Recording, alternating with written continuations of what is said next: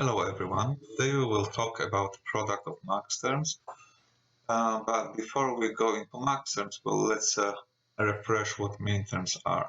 So let's look at the now problem. Express the following functions in canonical form, sum of minterms form, and we have two examples. Example 1 is a 3-variable function, example 2 is a 2-variable function. So let's look at the solutions. We have to convert this example 1 into sum of minterms. Definition of minterm is a product of all variables in a function. We have 3 variables in a function, but the product is only 2 variables plus another 2 variables.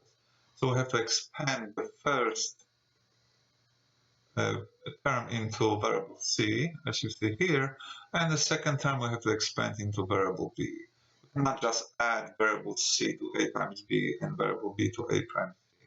We have to expand it so the function doesn't change. So let's look at this. Variable a times b, that this term is multiplied times 1. As you know from Boolean algebra rules, c plus c prime is equal to 1. So we are able to multiply this term by 1 in form of c plus c prime. The second term is also multiplied times 1 in form of missing variable b plus b prime. So now we have the following: a times b in parentheses c plus c prime plus a prime c in parentheses b plus b prime. Now we're going to follow this parenthesis. So ab in parentheses c plus c prime becomes this 2. ABC plus ABC prime. Now this term becomes this 2 terms after you follow the parentheses. So it's a prime CB and a prime CB prime. As you see, I ordered them alphabetically so I can figure out which minterm is this. So let's look at this. How do you figure out this is minterm 7? We can use the tables or we can use the binary method. Binary method is a preferred method now. Let's look at how we figure out. This is a minterm right here, ABC, because it's a product of all 3 variables. That means which minterm is that? Let's look at this. So binary method calls for the following. If you have an unprimed variable, you put 1 above it.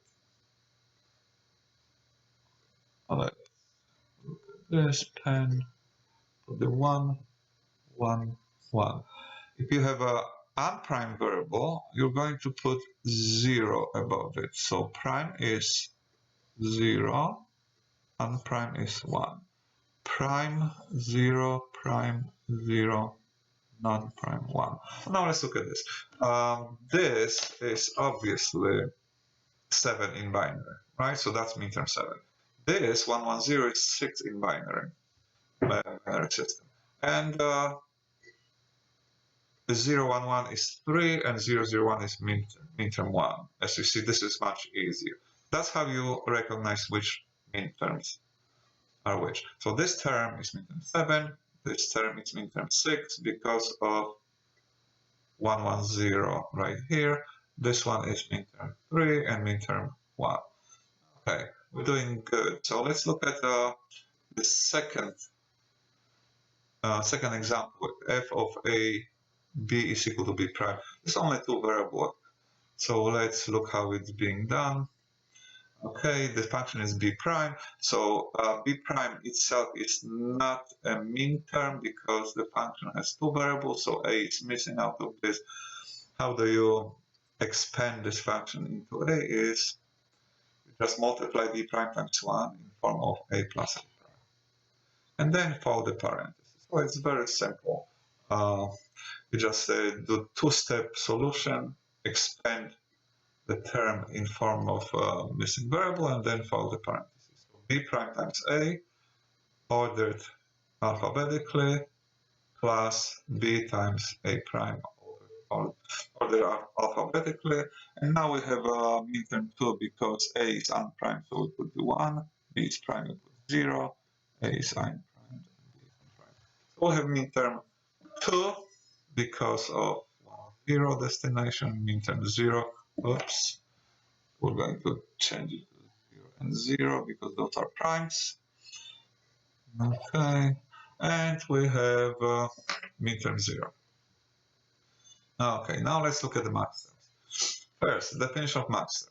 Maxterm is a sum of all variables in a function. Like min term is a product of all variables, maxterm is the sum of it. So let's look at the example. So if you have a function of a, b, and c, and that is equal to a prime plus b, that is not a min term, not a maxterm, because c is missing. So this is not the sum of all three variables. If you have a function of a, b, c, and that is equal to a, b plus c prime, all three variables are included in this function, but they are not sums. So because we have a product, so we cannot call it a maxterm. The maxterm would be the following: f of a, b, c is equal to a plus b plus c prime. And that will be, this is the only time the maxterm is present here. This is the maxterm right here. The other two are not. The other two are not maxterm. No good. Because of the definition. All right. Let's look at the following. Product of maxterms is called also product of sums. Syntax. There are two types of syntax. First is a maxterm. Let's say 1 times maxterm 2 times maxterm, as many maxterms as there are present in a function. Or you can use abbreviated or canonical form. It's called pi notation. So maxterm is function is the product of maxterms, or you can express it as product and in parentheses list the of those some subscripts. So let's look at the example. So with the function of a, b, and c can be expressed as a product of maxterm 0, 2, 3, 4. So the function is expressed not in terms of algebraic equation like here. This is an algebraic equation, and this one is a canonical form of the function. So that is what we're going to do. We try to go from algebraic equation, like here, into canonical form, like this. All right, so let's see. How do we recognize maxterm? So let's look at this table. The maxterm 0 is a plus b plus c, and it's called maxterm 0, it's designated maxterm 0. Minterm 0 is a prime, b prime, c prime. Now, minterm 1 is a prime, b prime, c, and maxterm 1 is a plus b plus c prime. That's maxterm 1. Let's look at the relationship between minterm 1 and maxterm 1. If you prime this entire product, you're going to get this, a plus b plus c prime. So if you prime a prime, b prime, c, you're going to get a plus b plus c prime. So as you see, minterm 1, if you prime minterm 1, you're going to get maxterm 1. That's the relationship between minterms and maxterms. We're going to see how it plays out in our designs later. So we're going to, you just have to remember this piece of information. Let's look at minterm 7, a times b times c. If you take this a times b times c and you prime it, so let's prime this entire thing, a times b times c, you're going to get this. That is equal to a prime plus b prime plus c prime. That comes from De Morgan theory. And that's exactly what the relationship between minterms and maxterms. All right, so let's look at this table.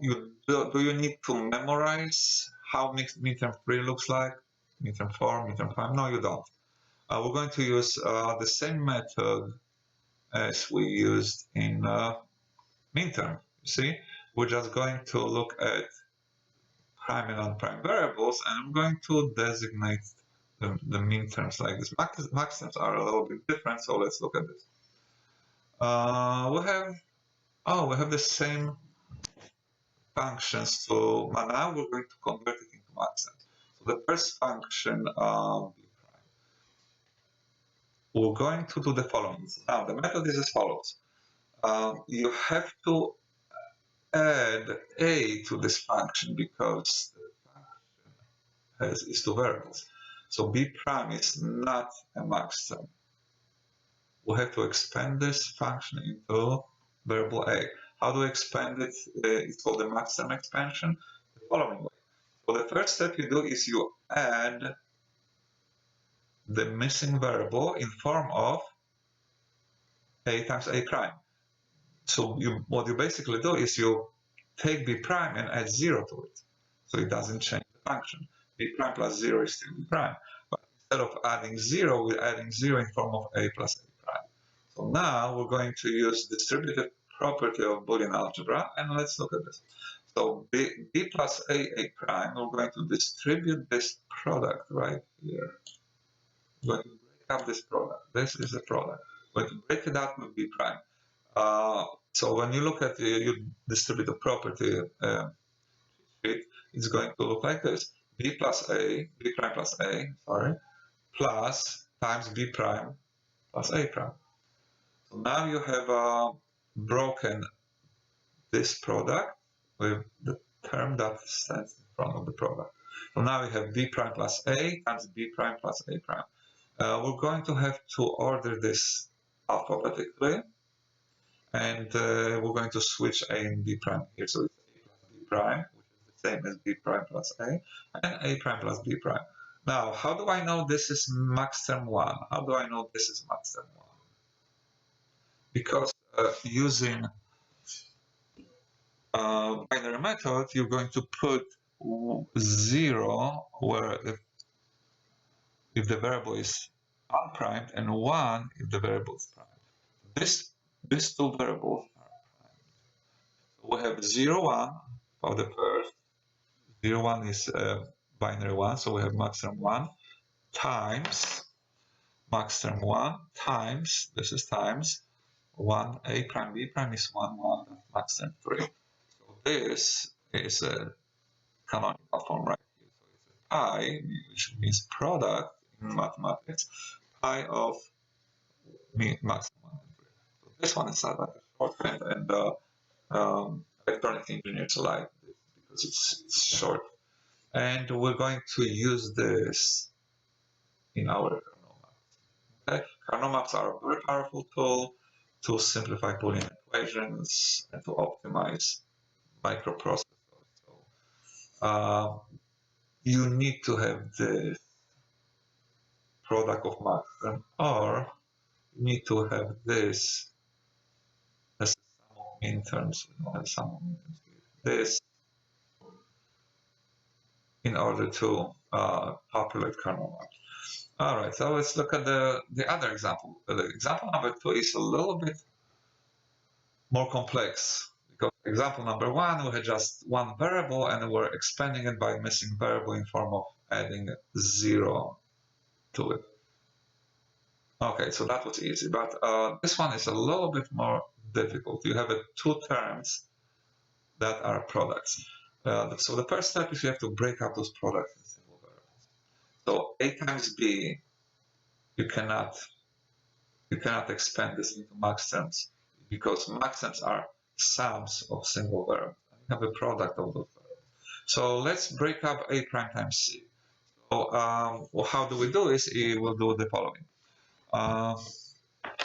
We're going to use distributive property of distributive law of Boolean algebra, and we're going to take this term, we'll break up this product.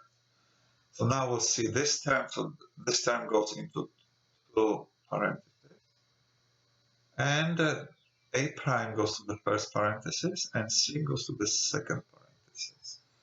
Okay, so now let's, I know it's confusing. This is a difficult step, so let me write it up here. If you have a plus b times c,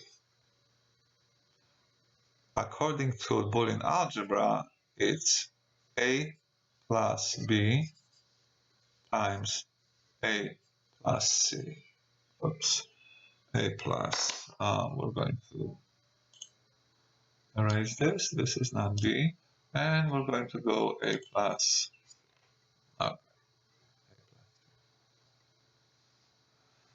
All right, so exactly the same thing happens here. You have a, this entire thing is a plus b times c. It's equal to a plus b times a plus c. Okay, now look at this. A is my AB, so AB goes here, and AB goes here. B is this way, B is the first term, and C is the second term of the product right here. So B is my A prime, and C is my C. So that's how you break it up. Now, we have the following. We broke up A prime times C. Let me erase this so we have a little bit clearer picture of it. We know how to break it up, right? Okay. Now we still have AB, that is product. We need to have this in form of a single variable. So now what we're going to do, we're going to break this AB inside of the parentheses this way. So using distributive law, we're going to have the following: A prime plus A times A prime plus B. Here we go. A prime plus A times A prime plus B. Now we're going to break this product with variable C. Okay, so now we have the following. C plus A times C plus B, right here. C plus A times C. As you see, when you break up the product with single variables, you're going to have two parentheses. So basically, you have two parentheses out of this and two parentheses out of this. We have four parentheses. Now let's look at this. A prime plus A is equal to 1. So we're going to cross this out. We're not going to expand this into product of max. A prime plus A is 1, so it's simplified. So basically we have the following: A prime plus B, A plus C, and B plus C. Now, if you FOIL this parenthesis, you're going to get this function. So basically this function is exactly the same as this, except it's expanded into three parentheses. Okay. Let's erase this. All right, so let's continue. So now we have the following: A prime plus B, A plus C, and B plus C. This one is not a math. So we have a product of sums. We have a product of two variables. All right. Okay, sorry. Two variables. So we have a product, sum of two variables, sum of two variables, and sum of two variables. Function is a three-variable function. So we need to expand this into a variable. How do we do it? Is we just have A prime plus B when we add 0 to this parenthesis in form of C plus C prime. Now we have A plus C here, and we're adding 0 in form of missing variable, which is B plus B prime. Now we have the function B plus C right here in this parenthesis, and A is missing, so we're adding 0 in form of A plus A prime. So now we're going to do the following. We're going to break up those products we added, because we want to have only sums. And we added products to each of the parentheses. What we're going to do is we're going to break them up using distributive law, very powerful tool. So we're going to do the following. We're going to take this term that is in front of parentheses, in front of plus, in front of the product, and we're going to break it. So the same here, we take A plus C, and we're going to break this B times B prime. And the same here, we're going to take b plus c and we're going to break this a times a prime. So what happens here is the following. A prime plus b plus c times a prime plus b plus c prime. That directly comes from the distributive property of Boolean algebra. Now, the second one, we have a plus c plus b right here, a plus c plus b prime. A plus c plus b prime. Looks like I was breaking it up and ordering this alphabetically. I didn't order alphabetically here, but I did here. And the second one is b plus c plus a right here times b plus c plus a prime right here. Now let's look at this. We have a plus b plus c here. We have a plus b plus c there. This is called a repeat. Those two are identical. So, according to Boolean algebra, if you have a term times identical term, you're going to have only one term. Okay, so like a times a is only a. So variable times variable is only one variable. Term times identical term is just one term. So these are called repeats. We're going to have a cancel this repeat, and we have also this repeat. It's called a prime plus b plus c. Where do we have a prime plus b plus c? Oh, right here. A prime plus b plus c. So this is a repeat. So you have to look at what kind of repeats do you have and cross them out. Don't cross both of them. There's only one repeat. So we have the following. You have a max term here times max term times max term times max term. How do we know it's max term? Because function is a three variable function, and this is the sum of all three variables times another sum of all three variables, different sum, times different sum of all three variables times different sum than those three times. It looks like this one is the same as this. That's why we crossed it out. So now we're going to have the following: m4. Why is this m max term 4? Because this is a prime. So now we're going to do the following. Let me erase. We have it. Okay. Let's go both. Now this is a max term ordered alphabetically. So a prime. This one is 1. B is 0 because it's unprimed, and C is unprimed. So what we do is, if you have a prime variable, you put 1 above it. If you have unprimed variable, you put 0 above it. So let's continue here. This is prime variable. It's 1, 0, 1. This one is a problem. It's not ordered. It should be a plus b plus c, but there still is 0, 0, 0. All right. If you switch b and c, there still be 0, 0. And let's look at this. This a is 0, b prime is 1, and c is 0. So now let's look at those subscripts for max terms. 1, 0, 0 is 4. So a prime plus b plus c is max term 4. Let's look at this right here. Max term 4. A prime plus b plus c. That's max term 4. So we don't have to use this table, but instead we use the binary method. So 1, 0, 1 is max term 5. A prime plus b plus c prime. Max term 5. Here we go. 0, 0, 0 is max term 0. And 0, 1, 0 is max term 2. So what we have here is max term 4 times max term 5 times max term 0 times max term 2. We're going to express it in canonical form. If you have a product of some terms, you can use the pi. So the product of terms 0, 2, 4, 5. I ordered them numerically.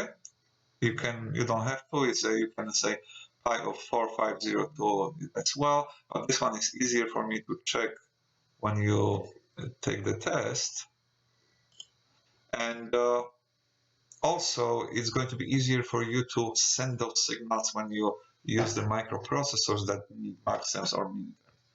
But some microprocessors will use the algebraic form of equation, and some microprocessors need the canonical form of equation. So if you have it ordered, it's going to be much easier. Now let's look at this. How does it play in a function? Those are the truth tables. Okay, I'm going to show only on one truth table. We can do the second one. This function of AB were equal to B prime. Okay, so now B prime. If a function is equal to B prime, so if A is 0 and B is 0, the function is equal to 1 right here. Okay, because if B is 0, B prime is 1. If A is 0 and B is 0, B is 1, so B prime is 0, so the entire function is 0. Now, if B is 0, B prime is 1, so the entire function is 1 and 0. Now, let's look at this. 1 stays by min term 0 and min term 2. So the function B prime is equal to, let's go downstairs. So function of B prime can be expressed as sum of 0, min term 0, min term 2. Sum means those subscripts in parentheses are min terms. Let's look at if this is true. AB prime here. What? Here we go. Here we go. Min term 0, min term 2. That's function B prime. Min term 0, min term 2. Is this correct here? Min term 0, min term 2. Now, so once in the truth table express min terms and zeros express maxterms. So we can continue with this, and we can say this. So this function is also the product of maxterms 1 and maxterms 3. So let's see if this is true. What do we get? Here we go. So B prime is product of maxterms 1 and 3. Here we go. So we can read it from truth table. If you have a truth table and it looks like this, zeros indicate what maxterms are in the function. In this case, maxterm 1, maxterm 3. Ones indicate what minterms exist in the function. That's minterm 0 and minterm 2 right here. So we can either look at the truth table, or we can just expand it, like here, expand it into maxterms and get the maxterms this way. Okay. All right. It was fun talking to you, and I'll see you next lecture.